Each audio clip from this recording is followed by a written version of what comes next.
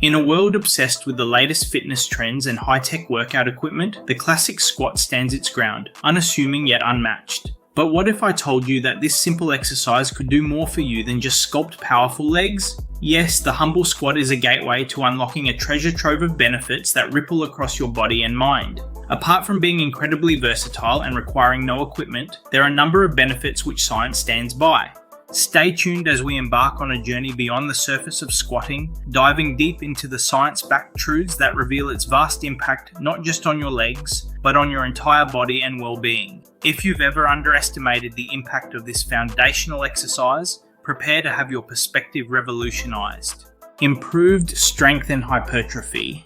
It should come as no surprise that performing squats requires all muscles in your lower posterior chain to work in tandem, including the glutes, which are responsible for power, quadriceps for leg extension and knee stability, hamstrings for flexion, and calves, which support ankle stability and lower extremity mechanics. There is ample evidence to suggest that squats improve strength and muscle hypertrophy. In fact, a 2023 study compared the effects of progressive bodyweight training and barbell back squats in 13 sedentary young women. After 6 weeks, both groups demonstrated significant increases in muscle thickness. Body fat percentage also significantly decreased in the barbell group, but not in the bodyweight group. Research has also shown that you don't need to squat heavy to build mass, but you do need a full range of motion. Notably, squat depth may vary between individuals depending on their shape, size, and overall fitness.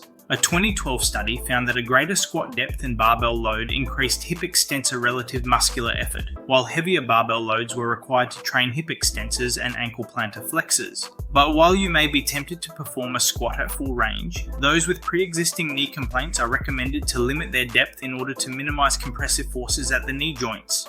Enhance joint stability. As we age, our joints tend to become more unstable, subsequently leading to development of arthritis or chronic inflammation. Performing squats teaches proper movement patterns. The full range of motion of the hips and ankles causes the synovial fluid located within the joint cavities to lubricate the joints, potentially leading to increased stability. And the science also agrees. A 2019 study compared the effects of performing static low-angle squats in subjects between 54 and 65 years of age with a history of pain in and around the knee joint. Pain and functional scores improved in both the first and second years of exercise, with increased range of motion and muscle strength scores also noted. Longer term, it was found that static low-angle squats also improved knee stability and reduced inflammation associated with osteoarthritis. Boost functional mobility.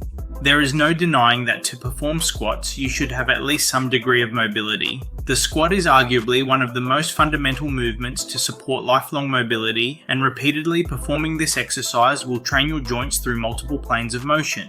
As you challenge yourself to descend lower, you're basically promoting for mobility and flexibility within your joints.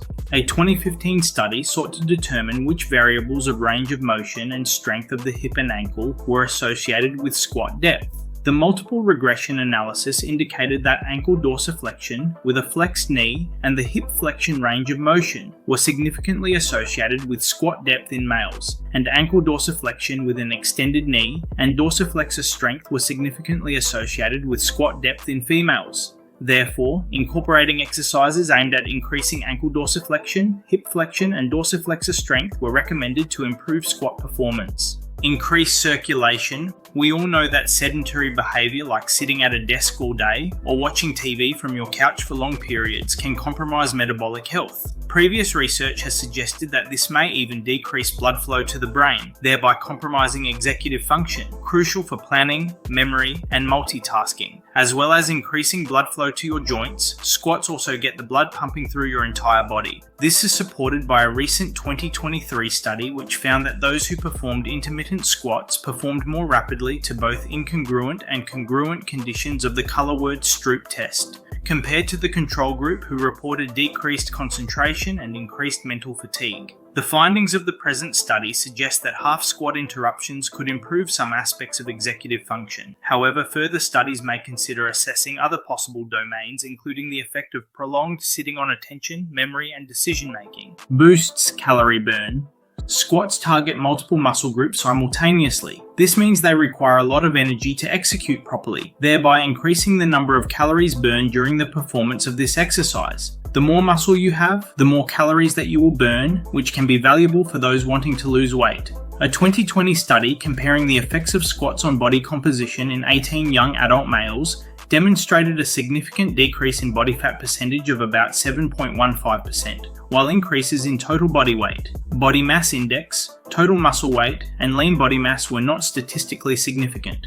This study proposed that squat exercises as a form of resistance training can be used in decreasing body fat ratio and increasing muscle mass due to increased post-exercise oxygen consumption. Improved bone density. A goal that plenty of men and women aim for is to keep their bones healthy. With age, we often see a decrease in bone density, which can contribute to the development of osteoporosis and increased risk of falls resulting in fractures. While this reality may seem grim, it is often preventable with simple exercises like squats. Now, maybe you didn't start exercising until later in life and missed out on the chance to maximize your bone density, but it's never too late. In fact, a 2013 study delved into the effects of squats on bone density in postmenopausal women who were either diagnosed with osteoporosis or osteopenia. After 12 weeks, the training group not only demonstrated improvements in strength, but also improved bone density and an increase in markers for bone growth. This study is quite encouraging for those who wish to pursue resistance training at a later age. Enhanced posture.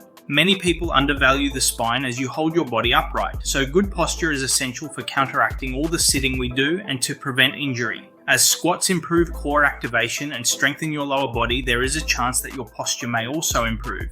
In fact, a further 2018 study comparing the effects of planks and squats found that squats increased erector spine activation 4 times more than planks, leading to a more aligned posture. Improved core strength. When you perform squats, you might be surprised to find that your core muscles work just as hard to stabilize your body and keep you from toppling over. As you become more consistent with your squat routine, your core muscles strengthen, which may lead to improvements in other strength-based training routines. However, if we consider the previous study comparing the effects of planks and squats, planks were found to activate the rectus abdominis 30% more than squats, so squats alone may not be enough to grow your abdominal muscles. A more recent 2024 study supports the view that more localized exercises were more suitable for strengthening the rectus abdominis and external oblique muscles compared to squats. Naturally boosts hormone production. Research has also found that performing squats creates an anabolic environment which promotes a strong and lean body. In fact, squats are so intense that they trigger the release of testosterone and human growth hormone in your body, both vital for production of growth and improving overall muscle mass. A 2018 study compared the endocrine effects of 28 experienced powerlifters who performed 3 reps of barbell squats with constant external load of 90% of 1 rep max and variable volume of 3, 6 and 12 sets over 3 consecutive weeks. The study demonstrated that the optimal endocrine response was produced with 6 sets. On the other hand, low or high volume at 3 and 12 reps was not as effective for stimulating endocrine responses in trained individuals. 6 sets of squats seem to drive hormonal responses of growth hormone, cortisol, and insulin-like growth factor, which play a role in stimulating muscle growth and tissue regeneration. Increased power.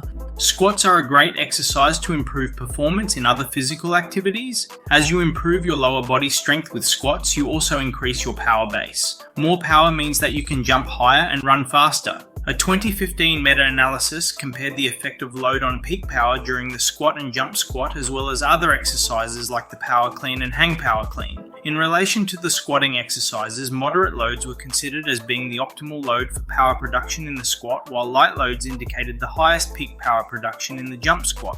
Additional research has also demonstrated that deep full squats improved vertical jump by increasing the ability to develop force. The correct way to squat daily. Now that you know just some of the amazing benefits of performing squats, there are also some risks involved. Before starting to squat regularly, be aware that you might encounter overuse injuries, fatigue, or tendon and muscle pain, which may negatively impact on your performance. While genuine overtraining is rare amongst lifters, you may not be out of the woods just yet. Enter the concept of non-functional overreaching. What this means is that you're literally going beyond the point where the training stimulus and recovery are sustainable. However, unlike overtraining, if training and recovery are periodized during a stage of overreaching, then your performance generally rebounds back to baseline. Non-functional overreaching is a real risk with squatting regularly, and a program designed to combat against this should include variation. This can include changing the intensity, volume, frequency, and rest intervals. However, changing up squat variations also has its benefits, such as targeting different muscle groups.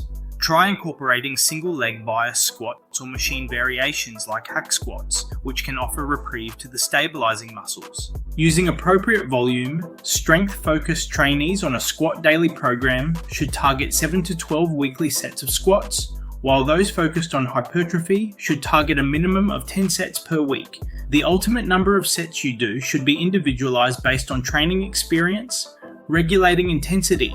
Progress intensity by placing more weight on the bar. If you underload one session, you can always do more, but if you overload, your recovery may take time to adjust. Don't forget to monitor your progress and modify your plan where things are not working. Craving even more fitness insights? Don't miss out on these 2 powerhouse videos right here, packed with science-driven advice and transformative tips. Until next time, keep pushing your limits, and remember, every squat counts towards not just strengthening your legs, but revolutionizing your overall well-being.